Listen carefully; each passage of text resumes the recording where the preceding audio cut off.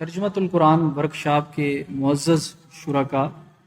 دور موجود میں ہمارے تعلیمی اداروں میں جس فتنے کی طرف میں انڈیکیٹ کر رہا ہوں، اشارہ کر رہا ہوں، وہ ہے موسیقی۔ آج ہماری نسل نو کو بتایا جا رہا ہے کہ music is the food of civil, کہ میوزک روح کی غذا ہے۔ میں نے اور آپ نے اگر آج اپنے بچوں کو یہ نہیں بتلایا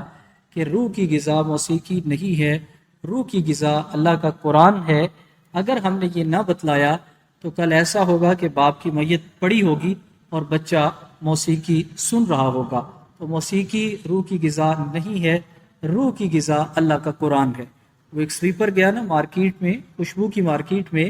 تو وہ جاتے ہی بے ہوش ہو گیا، لوگ جمع ہو گئے، دوسرا صفائی کرنے والا آیا سویپر، اس نے تھوڑی سی گاربش گندگی اٹھائی اور اس کی ناک کے قریب کر دی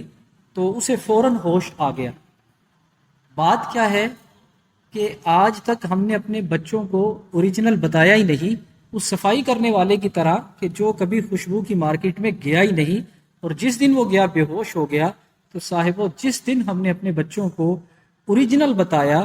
کہ روح کی غذا اللہ کا قرآن ہے، تو اس دن جو ہے ہم نسل نو کی تربیت کرنے میں کامیاب ہو جائیں گے۔ ویسٹ کے اندر آج تیزی سے